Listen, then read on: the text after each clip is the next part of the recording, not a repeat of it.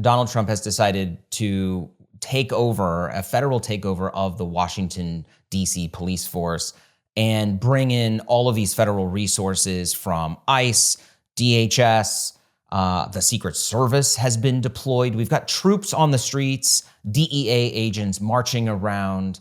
Some of them are even wearing masks, which has been, I think, surprising and also sort of, alarming and very authoritarian vibes, very Handmaid's Tale vibes, like just with these face coverings. Why on earth? I don't understand this at all. In the United States, I have no idea why law enforcement personnel are permitted to wear masks covering their faces like they're raiding like a drug cartel in Mexico or something. It makes no sense to me.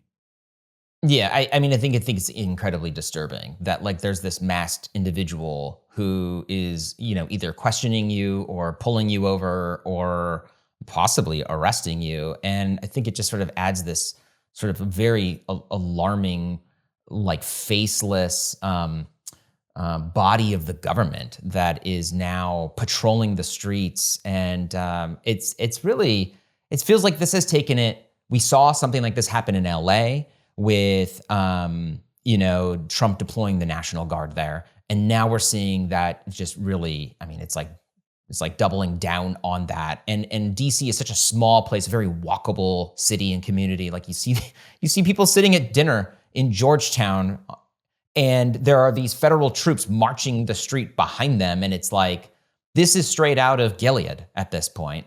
And, the thing that has been surprising to me is while many people are alarmed by this, most news organizations are covering how unprecedented this is, scenes we've really never witnessed before, at least in our lifetimes.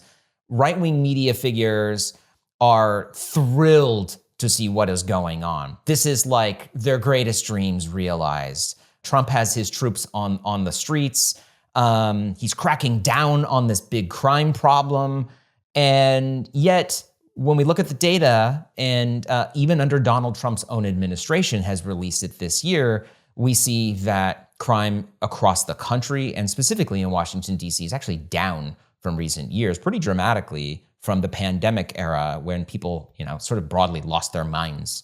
But at the same time, like, that does not seem to matter, right? Like, it is the point that's being taken here, which is that these liberal policies, this is a great chance to needle them and maybe change the conversation. Well, why are you surprised? I can't. The only thing I'm surprised by is the fact that you would be surprised by the fact that these right-wing media figures are engaged in extremely dishonest rhetoric. That's the only constant here. But it is dishonest, and we should call it out. And I thought what was actually, again, not surprising but notable is that if you just go back to the Tea Party, this was like the "Don't Tread on Me" crowd.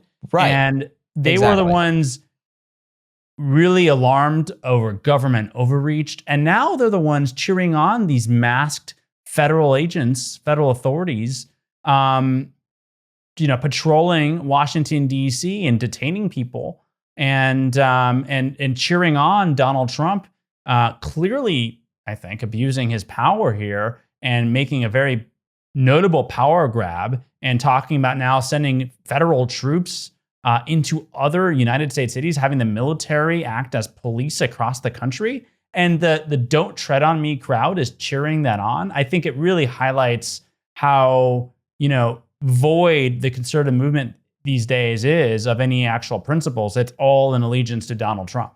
Well, that was where I'm surprised because just like you said, these are, generally speaking, the Charlie Kirks, the Megyn Kellys, the Sean Hannitys. These are your, let's say capital R Republicans who for, in a previous era would have demanded small government and restrained federal government. Let the states have control. Let local communities have control. If we want to live this way in Oklahoma, let us live, okay? Get out of here, Washington.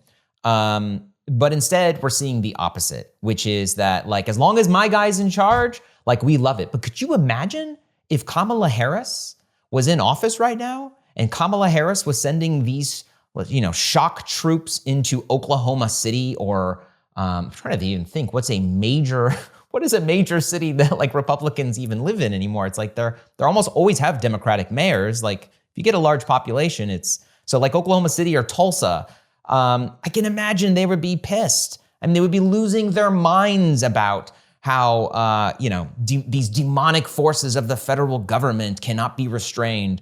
But instead, it's the opposite. And so, in fact, they're now using this as an exciting new way for their audiences to say, now that he's done this in DC, we should expand this to cities across the country. Chicago, Baltimore, LA, San Francisco. Like, let's just get all the liberal cities and own them and send this in. And we can just, revel in, in these communities sort of, enduring this like federal force, but it's for their own good. I mean, I was watching this week the Benny Johnson show, who's, he's a happy propagandist for the Trump administration. So they invited him to the White House and he streamed his show from the White House. And he was describing, I lived in the Washington, D.C. area for some time. We were just in Washington, D.C., you and I, earlier this year. And I think, John, did you go for a run? You walked around the DC area. I walked around the DC area. I'm sure, obviously, there are areas in DC that are not very safe. But if you watch Benny Johnson, you would think that if I'm a tourist walking in Washington, DC, that like outside the Lincoln Memorial, there's a very high probability of me being shot and killed or carjacked or whatever it may be. He was describing, literally, I mean, I'm not making this up. He was describing DC as a, quote, kill box, a hellscape, and said it was like a scar on the national consciousness. And I'm thinking, when I was in Washington earlier this year, it was a nice day. I think we all went for a nice walk, saw the monuments. You can go for a run. If my wife were walking around Washington, D.C. or going for a run on the National Mall, I wouldn't think twice about her safety. And you watch these programs, and this is the same thing they do to New York City. And I live in New York City. And they paint it in the darkest terms possible. And the audience, obviously, for this stuff is not living in New York City. They probably aren't going to Washington, D.C. But if you watch these programs, you think, wow, our greatest cities are unlivable now. And they're full of, crime and violent crime. And it's all, maybe it's by illegal immigrants. And it's just such a distorted picture of the reality on the ground. And the fact that they do this to allow Donald Trump to make this power grab, I don't know. I just think it exposes how void of any actual principles these people are. I mean, Right. Again, we haven't even talked about it too. If you actually care about crime, where is Benny Johnson talking about how Donald Trump pardoned the cop eaters on January 6th? Where is Jeanine Pirro? They're nowhere to be found. This is not about crime, clearly about a power grab. Yeah, and I do think actually that this messaging that they've been running for a long time, that cities are these decrepit, dangerous places, I think it does work. I think that is an effective tool in the propaganda tool chest. I believe it was Gallup who put out a poll not long ago that found that almost 2/3 of Americans believed that crime in the last year was actually up from the year before in 2024, when in fact crime statistics showed literally the opposite. And 90% in that figure were Republicans who viewed that crime is up. And that's because they're constantly being reinforced this view from either these personalities and from various news and media sources. And that's just fundamentally false. Like these crime numbers, both violent crime and others, have fallen dramatically from the 1980s and 1990s. And it continues to fall, which is fantastic news, except that's not really reaching people. And I was watching Fox this week, and they had U.S. Senator Markwayne Mullin on from Oklahoma.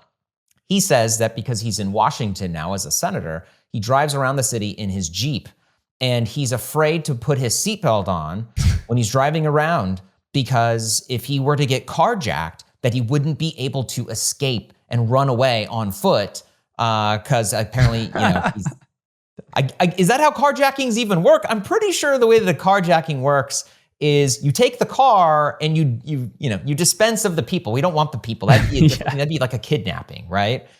I think he's sort of telling on himself a bit there. But this is these extreme, ridiculous examples that we're hearing all the time. And a Fox News anchor said the same thing. Now, when I walk around the city, I look over my shoulder when I go to the mailbox or to the post office. And you're like, give me a break. You've got to be in a pretty seedy part of town, which is something we've always had in different cities and society. I mean, I walk around New York all the time, in all parts of New York, and I feel perfectly safe. And John, you were finally here in New York City. When you were walking around, were you ever nervous? Were you ever looking over your shoulder, wondering like, "Ooh, what's happening here?" I mean, I can't say I was. I mean, it's and you were walking around midnight, right? Like it's. Yep. I always feel perfectly safe. Not to say that there isn't crime. Obviously, when you have millions and millions of people in a very concentrated area, you're not going to ever have a crime-free environment. But I feel perfectly safe, walking around New York City. I actually feel safer walking around New York City. I'm going back to Fresno, where my family is, and I feel way safer walking around New York City or Washington than I do when I'm, if I were to be walking around Fresno at like 10 p.m. at night. But anyway, that's neither here nor there. I thought, John, what was really notable this week was not only was Benny Johnson pushing propaganda for the White House and Fox News. I mean, that's expected. It's not something you would be surprised by. But what was surprising to me, or not, maybe I'm not even surprised by this, but again, notable, was that the Washington Post, under new opinion editor Adam O'Neill, sort of got in on the propaganda action. And so Adam O'Neill, who's, again, he just took over, he's the new opinion editor, not very well liked. He published a piece by Jeanine Pirro, who was running cover for Donald Trump, seizing federal control over Washington, D.C. And if that weren't enough, the editorial board of the Washington Post, which again, I don't even know who's on it these days, but the Washington Post opinion sections had this mass exodus. So the new editorial board at the Washington Post, the Democracy Dies in Darkness newspaper, basically published an editorial saying Trump's action to stop crime in D.C., it's not going to work basically because it's temporary, like as if it just doesn't go far enough. And that was really notable that they, instead of condemning the brazen power grab, they were basically on board with it and just saying it just doesn't last long enough. And they took Donald Trump's, again, anyone who knows anything about Donald Trump knows he doesn't care about crime, given how many people he pardoned on January 6th, given the fact that he led an insurrection on the U.S. Capitol, given the fact that he's talked at rallies about how in the good old days people used to beat up protesters. This is not a man who actually cares about crime. But they took him, the Washington Post took him almost at face value, like he's trying to stop crime in Washington, D.C. And I don't know, I thought that was remarkable from this newspaper. I cannot imagine the old editors, Fred Hyatt, running something like that. I was talking to actually an opinion editor on the phone, an ex-opinion editor on the phone last night, and they were shocked. They told me that they were surprised by the fact that they are the new editors turning this into a mouthpiece for the administration. Yeah. It is remarkable. We're not seeing this getting published in even Rupert Murdoch's Wall Street Journal. We're seeing it in the Washington Post, which I think it does feel like a pretty remarkable turn and really sort of seeds the ground here that even in the main, quote unquote, mainstream press in Washington, that these voices, that this entire rationale is being promoted with, straight from the horse's mouth, like you said, from former Fox News host, now U.S. Attorney Jeanine Pirro. And some of these arguments are just outrageous on their surface. Remember, I think we saw this week, Jeanine Pirro was holding a press conference, and she even said, like, I won't bore you with the facts. And it was such a tell about this whole thing, which is that, like, when we get back to the bottom of what it is that's happening here, this is a wonderful distraction that has arrived, a gift by Donald Trump to help change the subject for all of his right-wing media troops, which are desperately looking to give him cover and find a way out of this whole Epstein Files debacle. Since we know now that Donald Trump's name is in there, and after years of promises that he's going to, and his allies from Kash Patel and Pam Bondi and others, they're going to release these files, It's going to be an epic bombshell. They're going to take down all of these disgusting pedophile elites. And now they say they can't do it. And it's been, weeks of outrage and fury. Well, here we are. Perfect timing. Now we can say, look over here at these liberal cities that are disgusting bastions and hellscapes. It's very nice over here. And I gotta say, I mean, it's a beautiful day outside. Very nice in New York City. We don't want these people. We don't, Jeanine Pirro, you can stay out of New York. And we're not going to be crying ourselves to sleep if you don't want to live here. Stay in DC. Stay in the swamp, Pirro.